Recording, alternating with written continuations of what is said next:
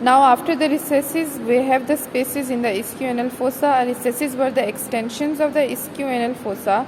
Now there are some spaces which are formed in ischial fossa, and that spaces are divided with each other through a perianal fascia. The perianal fascia separates the ischial fossa into different spaces, and we have the perianal space, ischial space, and then we have a pudendal canal. So in the ischial fossa, first is the perianal space.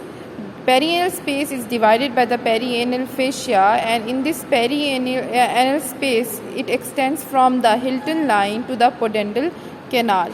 In the ischial fossa, that perianal space should be in this area around the perianal region, and it extends from the Hilton line to the pudendal canal. Pudendal canal is just forming here. From here, pudendal canal should be from where these all branches are coming out. These are the pudendal nerve and internal pudendal vessels, so they are all coming out of the pudendal canal.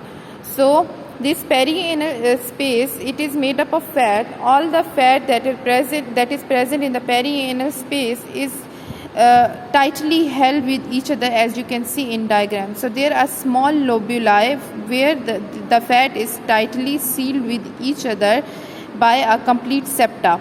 So whenever there is some infection that occurs in the perianal space, as the fat is tightly held with each other, so swelling will cause extreme discomfort and extreme pain, because there is very little space to move for the swelling. So tightly present होगा जब इसके अंदर fat, तो swelling के अंदर extreme pen होगा. But in the ischial space it is different from the perianal space. What happens in the ischial space, that there are the fats which are present in large lobuli, and there is enough space between them, and there are incomplete septas. So loculi of large size are present, so fat is present in large loculi and divided by incomplete septa, not the complete septa. So the fat will be loosely arranged, as you can see here. So whenever there is an infection in the ischial space, swelling have enough space to move into different directions, so there will be no pain or very less pain in swelling. So when the UHS gives you scenario, they tell the patient's discomfort level, and from there you can estimate either it's the perianal space or is the ischial space. Then we have a pudendal canal. Pudendal canal is a fascial canal in the lateral wall of ischial fossa, which contains the pudendal nerve and internal pudendal vessels, and it is present in the lateral wall of ischial fossa.